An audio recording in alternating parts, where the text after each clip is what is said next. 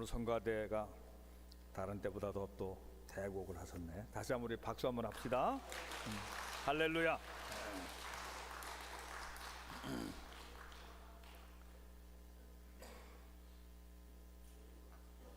11월 마지막 주일인데 감기 드신 분들도 좀 있는 것 같아요.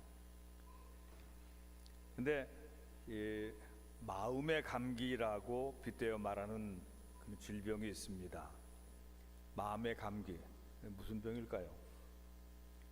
우울증이라고 하는 병을 마음의 감기라고 그렇게 말들 합니다. 이 병은 감기처럼 누구나 걸릴 수 있고 또 치료받으면 회복할 수 있지만 감기처럼 쉽게 낫는 가벼운 병은 아니라 죽음으로 갈 수 있다는 얘기죠. 그래서 우울증은 마음의 감기 그 정도가 아니고 마음의 독감, 마음의 암 이렇게 표현해야 된다고 그런 그 말도 있습니다. 우울증의 그 대표적인 전조 그 자살의 그 전조 증상이 우울증이라고 해요. 그래서 그 우울증이 걸린 사람들은 그걸 해결하지 못하면 나중에 죽음까지 가는 그런 경우가 많이 있어요. 우울증의 증상이 여러 가지 다양한데 중증도 이상의 우울 상태는 이 부정적인 생각이 꼬리에 꼬리를 물고 자꾸 부정적인 생각만 하게 되는 것입니다. 그래서 뭐 다른 일을 통해 가지고 부정적인 생각을 좀 떨쳐버리려고 해도 또 다시 부정적인 생각에 휩싸여 들게 되고, 그래서 삶의 질이 아주 나빠진다는 것이죠. 가족에 누가 이제 죽었다, 남편이 죽었다, 아내가 죽었다, 부모가 돌아가셨거나 자식이 먼저 죽었거나 이럴 경우는 이게 우울증으로 가기 아주 쉬운 것입니다. 사업에 실패를 했다든가 실직을 했다든가 실연을 당했다든가 그 외에도 뭐 천재지변을 통해 가지고 농사가 다 망쳐졌다든가, 작년에 사과 다 떨어졌잖아요. 농사가 다 망쳤다든가 뭐 이런 것들로 인해서 우울증이 올 수가 있는 것이죠. 큰 부상, 정신적으로 큰 충격을 받은 후에 우울증으로 시달리다가 벗어나지 못하면 병에 걸리게, 우울증이라고 하는 병에 걸리게 된다.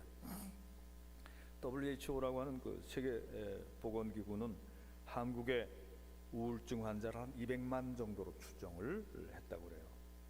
OECD의 그 통계에 따르면은 2020년 그 몇 년 전 그 코로나 그 시기에 대한민국의 우울감의 비율을 37%로, 이게 이제 우울증 병은 아닌데 전체적으로 우울 증세를 가진 그런 상황이 37%로 해서 OECD 중에서 제일 높은 그런 수치를 기록했어요. 그러니까 뭐 다른 때도 그랬지만 우리나라 사람들이 굉장히 명랑하고 좋은 것 같은데 사실 우울한 사람도 참 많다는 그런 얘기입니다. 이제 미국의 이제 정신의학에서 우울증 진단 기준, 제가 다 얘기할 건 아니고 몇 가지만 이제 우울증 진단 기준입니다. 흥미나 즐거움을 상실했어요. 막 기뻐하고 즐거워하고 웃고 이런 게 없어진 것입니다. 매일 우울한 기분 속에서 사는 거예요.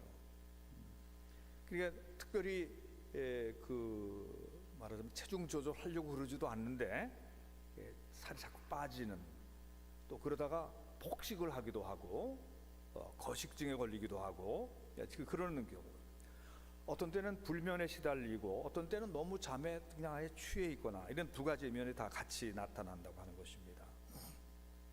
매일 피로를 호소하는 거예요. 여러분도 피곤하실 때 많잖아요. 근데 피곤하다 자꾸 그러면은 그게 우울증으로 가는 거라고 볼 수가 있는 거예요. 그리고 남이 비난하지 않았는데도 늘 자기 자신을 스스로 비하시키고 말이죠. 부적절한 죄책감 속에 빠져 있기도 하고, 나는 쓸데없는 존재다, 나는 존재감이 없다 이렇게 생각하는, 이런 식으로 자꾸 생각하는 거라든가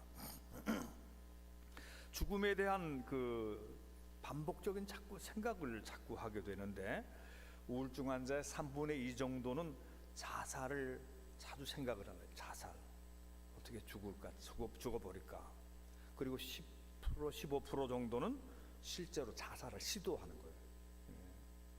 이제 우울증에 걸린 사람들은 사실은 생지옥을 살아가는 사람들이고, 언젠가는 죽음의 길로 또 갈 수밖에 없다 그런 얘기죠. 그래서 이제 이것을 뭐 병원에도 가야 되고 상담 받아야 되고 약도 치료도 받아야 되고 이제 그런 것도 다 이제 있지만, 오늘은 이제 우리가 믿음 생활을 통해서, 교회 생활을 통해서, 신앙 생활을 통해서 우울증을 예방하고 또 그것을 치유하는 법, 이것을 우리가 좀 이렇게 보자 그런 말씀이에요. 이제 성경에는 병명에 대해서는 별로 이제 많이 안 나오죠. 근데 우울증이라고 하는 뭐 이런 병명 뭐 얘기하고 있지는 않지만, 실제로 읽어보면은 성경 안에 많은 내용들이 나옵니다. 실제로 우울증에 걸려있던 사람도 있고 죽은 사람도 있고 또 회복된 사람도 있고 그래요. 성경은 우리에게 항상 기뻐하라, 쉬지 말고 기도하라, 범사에 감사하라, 밝고 명랑하게 살라고 성경 전체적으로 다 그렇게, 너희가 우울하게 살아라, 침울하게 살아라 이런 가르침은 없어요. 성경에 나오는 인물 중에서 우울증에 심각하게 빠졌다가 다시 일어난 사람이 있는데, 그 사람이 누군지 아세요?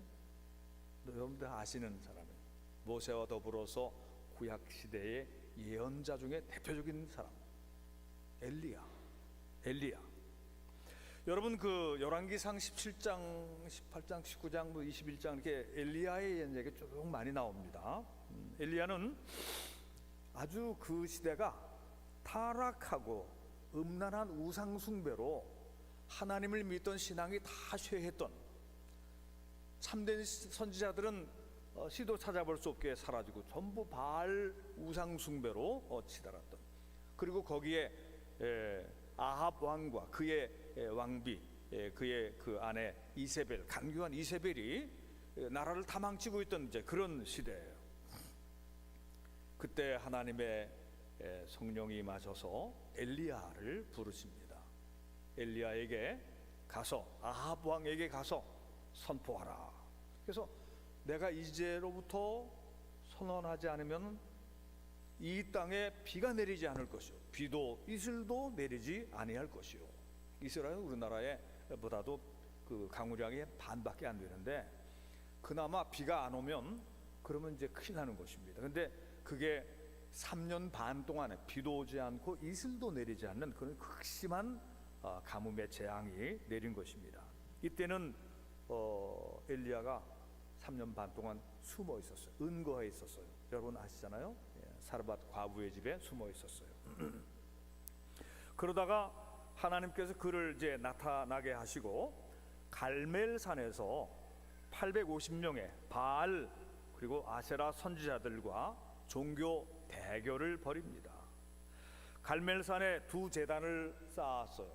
하나는 바알과 아세라 선지자 제사장들이 바알 신을 위해서 쌓은 제단입니다. 거기에 송아지 한 마리를 잡아서 제물로 놓았어요. 또 한켠에는 엘리야가 여호와 하나님 앞에 올려드리는 그런 제단이에요. 거기도 송아지 한 마리를 잡아서 제물로 놨어요. 근데 양쪽에서 이쪽은 바알 선지자 450명, 아세라 제사장 400명, 850명 대 엘리야 혼자 남아서 850대 1입니다. 기도해서, 자기들의 신에게 기도해서 하늘에서 불이 내려서 제단에 제물을 확 태우면 그 하나님이 진짜, 그 신이 진짜 하나님인 줄을 우리가 그렇게 내게 하자. 그렇게 해서 양쪽이 다 이렇게 이제 약속을 한 것입니다. 먼저 바알 제사장과 아세라 제사장이 먼저 그들의 형식으로 예배를 드리고 난리 굿을 친 거예요, 말하자면. 그런데 불이 내려왔겠어요? 하루 종일 했는데도 불이 안 내려왔습니다. 아침부터 계속 떠들고 기도하고 노래 부르고 자기들의 그 종교의식을 했는데 거기에는 성냥개비만한 불도 안 내려왔단 말이죠. 근데 그들이 이제 포기하자 엘리야가 기도했어요. 하나님이 참 하나님이신 것을 보여주시옵소서. 불이 내리게 하여 주시옵소서. 그랬더니 금방 불이 내려왔어요. 그래가지고 그 엘리야의 제단에 그 송아지 제물과 그 장작이 확 다 불탔어요. 그것을 누가 봤느냐? 아합 왕과 거기에 모인 수천 명의 그 군중들이 다 본 거예요. 다 드러난 것이죠. 바알 선지자들과 아세라 제사장들 다 가짜다. 사이비 거짓 종교다. 우리가 저들한테 속았다. 그들을 군중들이 다 때리고 그들을 다 쫓아내고 또 죽었습니다. 그리고 그 갈멜산 제단에서 엘리야가 다시 간절하게 기도할 때에 3년 반 동안 가물었던, 비도 이슬도 없었던 그 메마른 하늘에서 단비가 내렸어요. 흡족하게 단비가 내렸습니다. 그런데 거기까지였어요. 아방 뒤에서 권력을 휘둘렀던 간교한 이세벨이 이 얘기를 들었습니다. 자기가 모셔왔던 다른 지역에서 모셔왔던 바알 선지자들 다 죽었다는 얘기예요. 아세라 선지자도 다 죽었다는 얘기예요. 그래서 화가 머리끝까지 나서 이세벨 왕비가 대노해서 바알 제사장 죽인 것에 대해서 기어코 복수하리라. 그래서 엘리야를 잡아보라고 명령을 내렸어요. 내일 아침에까지 엘리야를 내가 죽이지 않으면 내가 신들 위에게 벌을 받을 것이다. 이 소식을 듣고 엘리야가 피신을 하는 것입니다. 전에도 숨었었는데 이제 또 다시 피신하려고 남쪽으로 내려와서 부엘세바에 이르렀고, 부엘세바에서 자기 사환을 보내고 자기 혼자 또 더 광야 쪽으로 걸어가서 로뎀나무 아래에서 주저앉아서 하나님 앞에 푸념을 해요. 열왕기상 19장 4절에 보면 이렇게 말하고 있어요. 죽기를 원하여 이르되 여호와여 넉넉하오니 지금 내 생명을 거두시옵소서. 나는 내 조상들보다 낫지 못하니이다. 하나님께 자기가 자살은 못하고, 하나님 그냥 지금까지 살아온 것만 해도 족하니까 하나님 저를 데려가 주세요. 제 생명 지금 좀 걷어가 주세요. 전 지금 너무 지쳤고 전 힘도 빠졌습니다. 하나님 저를 데려가 주세요. 이처럼 낙심하고 곤비하여 로뎀나무 아래서 고난잠에 빠진 엘리야에게 하나님의 천사가 찾아와서 물과 떡을 먹입니다. 그리고 한숨 더 자고 난 다음에 또 천사가 와서 깨워서 물과 떡을 주고 하나님의 말씀을 전합니다. 내가 다시 힘을 차려서 저기 남쪽에 호렙산까지 힘을 내서 걸어가라 그랬어요. 엘리야의 낙심과 상심, 그의 마음의 기분이 아주 우울하게 된, 그냥 차라리 죽게 해주십시오라고 말하는 이 엘리야가 이렇게 푸념하고 있어요. 호렙산에 도달했을 때에 하나님이 엘리야에게 질문하십니다. 엘리야야, 네가 왜 여기에 있느냐? 열왕기상 19장 10절에 이렇게 되어 있어요. 이스라엘 자손이 주의 언약을 버리고 주의 제단을 헐며 칼로 주의 선지자들을 죽였음이오며 오직 나만 남았거늘 그들이 내 생명을 찾아 빼앗으려 하나이다. 이스라엘 자손이, 이스라엘이 하나님을 믿는 민족 아니에요. 아브라함의 자손이고 모세가 애굽에서 이끌어냈고 축복의 땅, 언약의 땅, 그 가나안 땅을 물려받았는데 성전을 세우고 다윗 때 전성기, 다윗 솔로몬 때 전성기를 이루는데 지금은 말이죠, 다 떠나고 바알 숭배, 우상 숭배, 제단은 다 헐려지고 선지자들, 참된 선지자들은 다 죽고 거짓 가짜들만, 우상 숭배자들은 우글우글한 타락된 세상이 돼가고 있다는 얘기죠. 엘리야 혼자 남아서 엘리야는 심한 우울증에 사로잡혀 있는 것입니다. 다 망했는데. 여러분, 엘리야 같이 위대한 영적인 지도자가 이렇게 탁 낙심한 거예요. 여러분 아세요? 목사님들도 때때로는 낙심할 때가 있어요. 또 상심할 때가 있어요. 근데 이제 잘 모르죠. 일반 성도들은 잘 몰라요. 교인이 떠나고 또 교회가 어려워지고 또 나쁜 얘기들만 들리고 속상하고 막 이렇게 되면은 힘들어져요. 제일 그 무거운 책임이 담임 목사만한테 있는 거거든요. 그러다가 목사님이 우울증에 빠지면 교회는 한꺼번에 망하는 거예요. 이게 신자들도 한꺼번에 망하는 거예요. 그렇게 되면. 그러나 이제 찬송하고 기도하고 은혜 가운데 목사님이 회복하면 교회도 다시 회복되고 그러는 것입니다. 그런데 하나님께서 엘리야에게 너는 그 굴 속에서 나와서 내 앞에 서라 그랬어요. 호렙산의 동굴 앞에 엘리야가 나와 서 있는데 짙은 우울감과 상심, 낙심에 빠져 있는 엘리야 앞에서 큰 바람이 지나갑니다. 나무들이 막 다 뽑혀지고 가지가 막 뿌려지는 그런 바람이 호렙산을 확 쓸고 지나가요. 그런데 거기에 하나님은 나타나지 아니하셔요. 그 다음에 지진이 있었습니다. 산이 막, 그 호렙산이 바위산이거든요. 지진이 막 바위가 막 굴러 떨어지고, 그런데도 하나님은 그 현상 안에도 계시지 아니했어요. 그 다음에 큰 산불이 났어요. 산에 막 불이 났는데, 그런데도 거기에도 하나님은 그 안에 계시지 아니했었어요. 그런 현상이 지나간 다음에 고요함이 찾아왔습니다. 고요함, 조용함. 근데 그 고요함 속에 세미한 음성이 들려왔어요. 하나님의 음성인데 막 우렁차게 막 산이 흔들리게 들려오는 음성이 아니라 고요한 음성으로 들려왔어요. 엘리야야, 너는 이 산을 내려가서 아람으로 올라가서 하사엘이라고 하는 사람에게 기름을 부어서 왕이 되게 하라.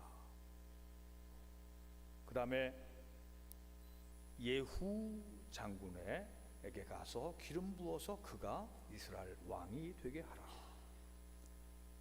그 다음에는 내 후계자 엘리사를 뽑아서 그에게 기름을 부어라. 그리고 너는 낙심하지 말 것은 이스라엘에 하나님을 버리지 않은, 즉 바알에게 무릎 꿇지 않고 바알에게 입 맞추지 않은 사람이 7,000명의 의인이 있다. 너는 내려가서 내 후기 사역을 행하라. 그래서 엘리야가 하나님의 말씀, 그 세미한 음성을 듣고 내려가서 후기의 사역을 시작하는데, 엘리야의 후기 사역은요, 왕을 두려워하지 않습니다. 이세벨도 두려워하지 않고 길거리에서 왕을 만나서 이스라엘을 괴롭게 하는 자요, 아주 야단을 치고 책망을 치니까 왕도 벌벌 떨고, 역사를 바꾸는, 위대한 역사를 바꾸는 그런 훌륭한 사역을 하다가 회류바람을 따라서 불병거를 타고 하늘로 올라가게 되는 것이죠. 우리는 엘리야의 이야기 속에서 대단한 능력의 사람이나 신앙심이 깊은 사람까지도 때로는 우울증과 상실감과 패배감 속에서 인생을 포기하는 지경까지 이룰 수 있다는 것을 배웁니다. 여러분, 우리 감리교회의 창시자가 누구시죠? 요한 웨슬리의 목사님, 존 웨슬리, 18세기의 영국의 목사님이에요. 근데 그분은 이제 그 옥스포드 대학의 아주 수석 장학생이었어요. 옥스포드 대학의 그 신학부의 교수가 될 사람이었어요. 그 집안은 성공회 목사님 집안의 아들로 내려오는 분이고, 존 웨슬리와 그 동생 찰스 웨슬리, 나중에 이제 이분들이 이제 회심해가지고 감리교회 큰 부흥 운동을 일으키는데, 처음에는 실패한 사람이었어요. 굉장히 똑똑하고 공부도 잘하고 교수 요원이고, 그리고 설교도 잘하고 지식이 뛰어난 이런 사람인데, 이 사람이 목사 안수를 받고 아마 전이었는지 아마 그는 저도 이제 28에 목사 안수를 받았지만, 근데 미국의 개척지로 오늘날의 그 미국 남부의 그 필라델피아라든가 저쪽에 그 애틀란타라든가 그 지역 가까운 지역으로 선교를 갑니다. 아주 젊고 똑똑한 옥스퍼드 출신이 선교사로 목사 안수를 받자마자 가는데 가서 목회 실패를 하는 거예요. 예. 영국 정창민과 그리고 인디안 선교를 하는데 뭔가가 자꾸 꼬여서 웨슬리 목사님 설교 듣고 은혜 받는 사람이 없는 거예요.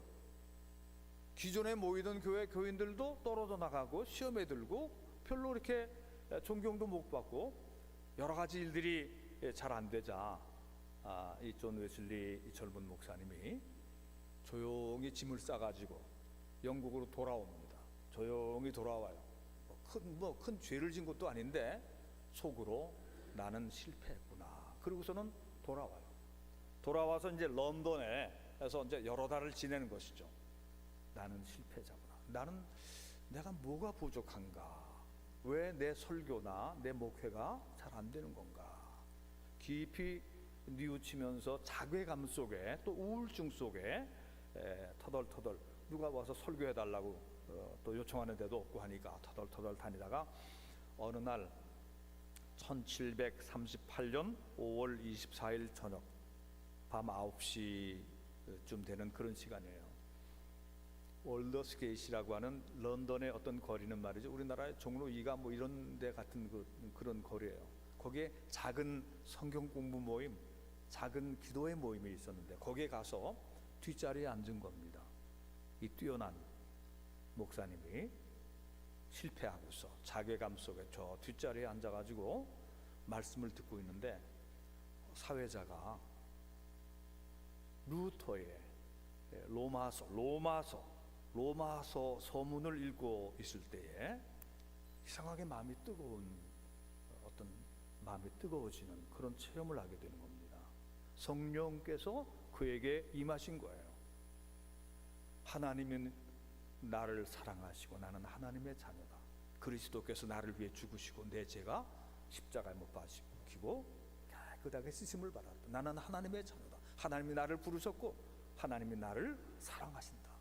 이런 뜨거운 마음이 다 들면서 그가 심령의 우울증에서 벗어나게 되는 거예요. 그의 그날 밤의 일기에 이게 기록이 되어 있는 거죠. 그날 나는 이상한 경험을 했다. 나가서 그 회중 앞에 나가서 그 간증을 하게 되는 거예요. 내가 오늘 이상한 마음의 뜨거움의 체험을 하게 되었습니다.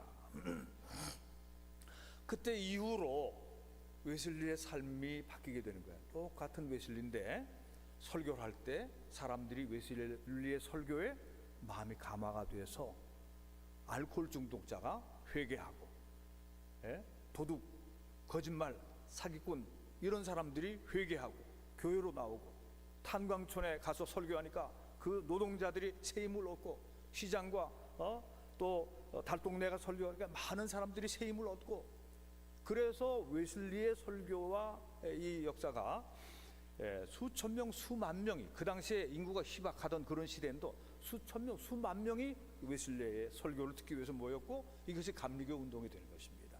감리교의 그 부흥운동을 통해서 영국의 역사가 프랑스 역사처럼 막 혁명과 피해 혁명과 뒤집어지고 뭐 전쟁이 일어나고 이런 거 아니고 영국의 역사는 굉장히 평안하게 개인 구원을 통해서 사회가 구원되는 그런 역사가 일어나게 되는 거예요.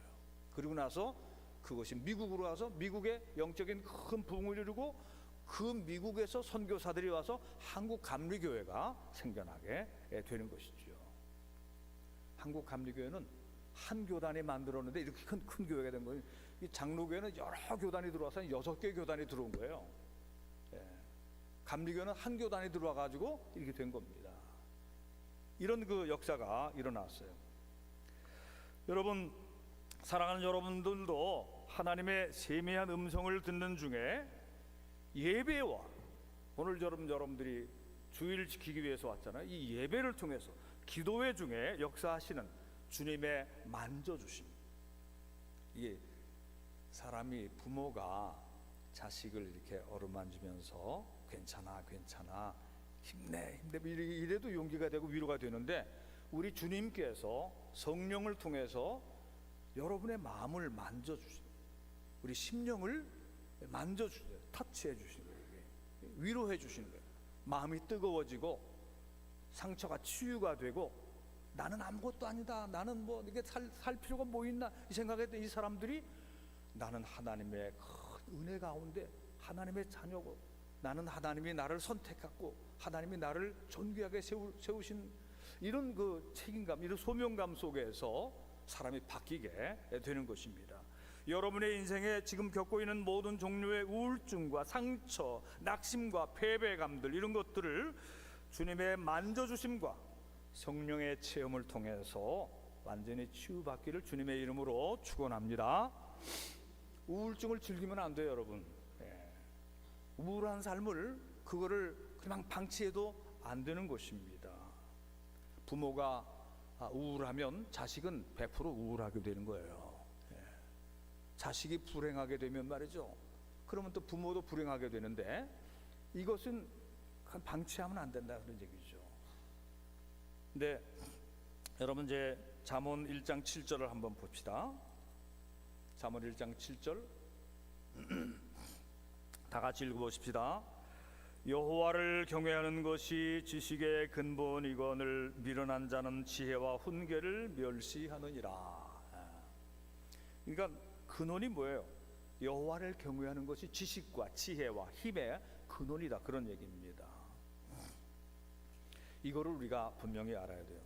모든 인생의 힘과 에너지 근원이 전능하신 창조주 하나님이시므로 피조물 인간들은 필히 능력의 근원과 연결되어 있어야 되는 거예요. 하나님의, 그래서 떠나면은 연결고리가 끊어지면 그 사람이 밥 힘으로 사는데 그 밥 힘으로 못 사는 겁니다. 결국은 사람은 하나님의 말씀, 영의 양식, 영적인 힘으로 살아가는 것이지 밥 힘으로, 고기 힘으로 그렇게 살아갈 수가 없는 거예요.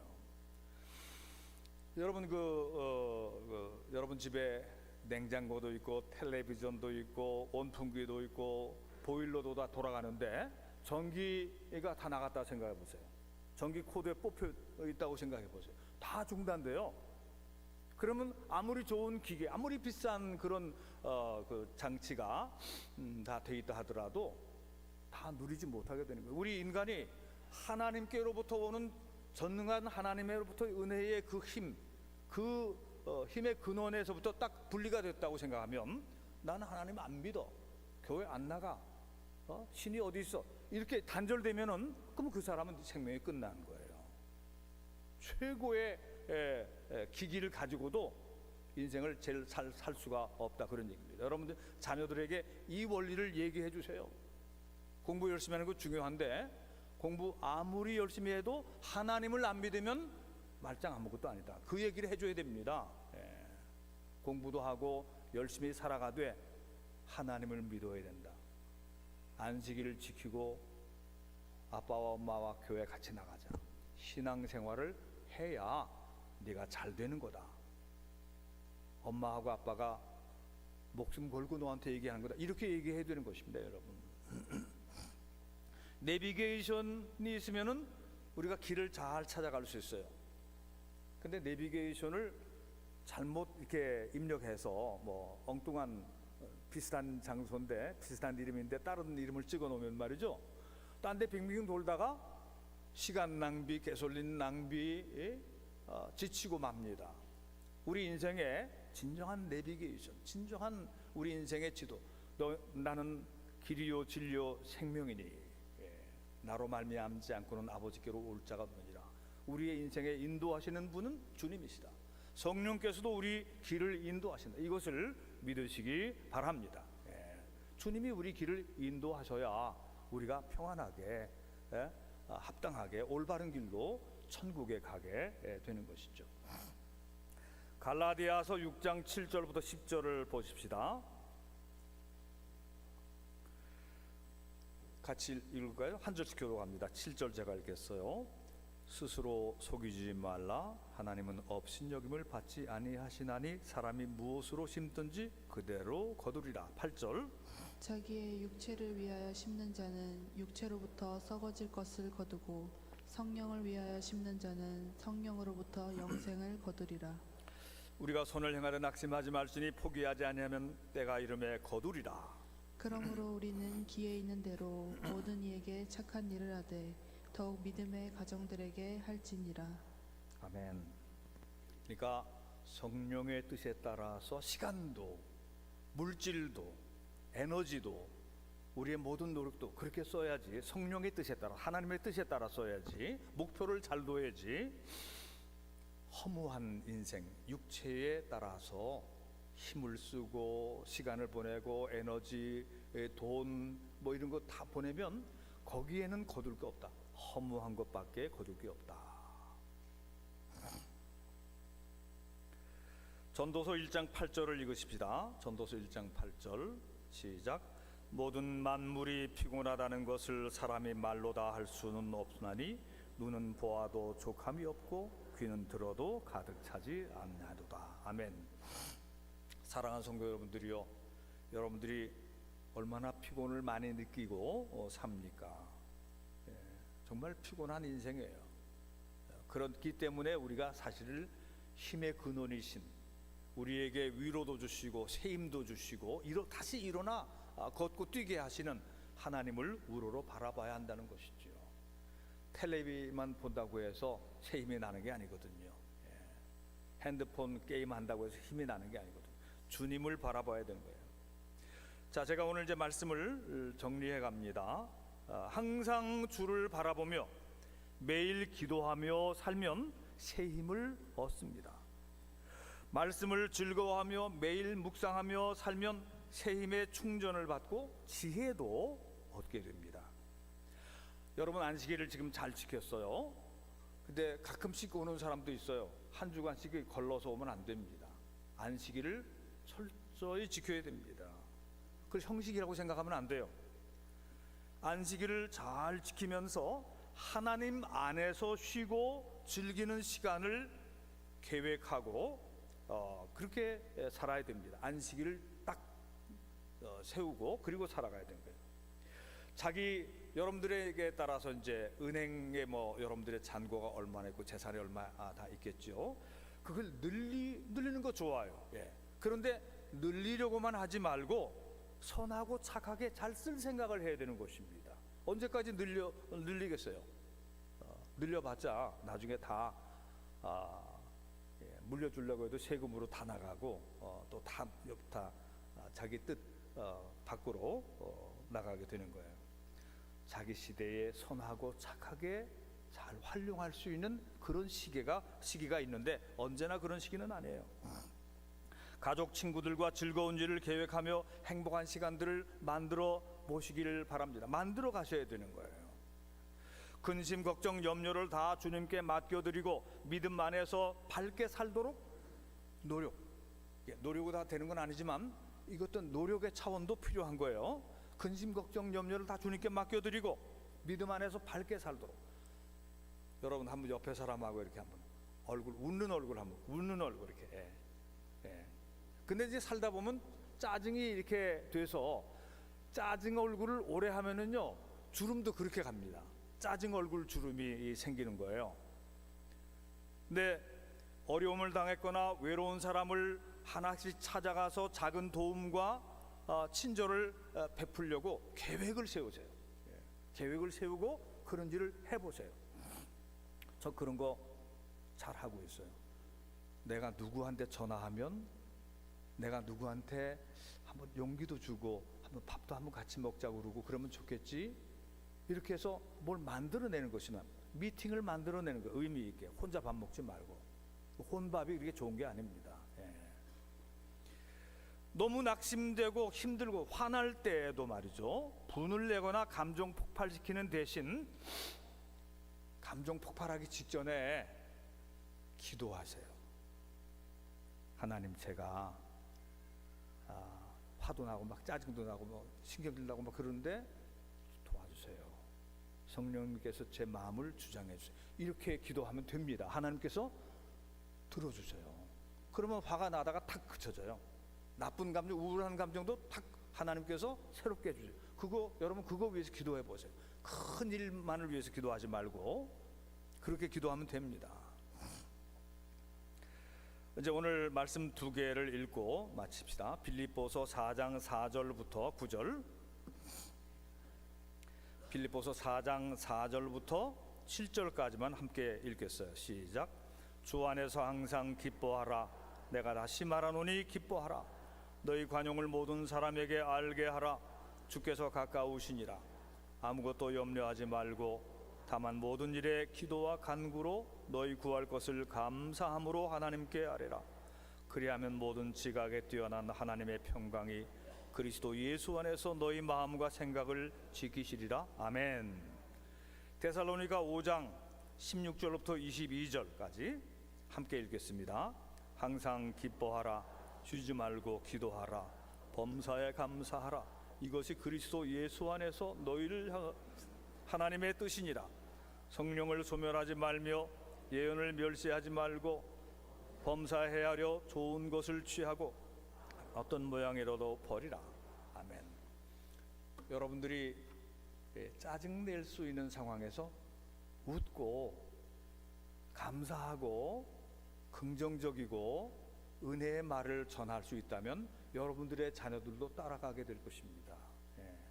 부모가 우울하면 자녀들 다 우울하게 돼요. 잘 되는 일이 없습니다.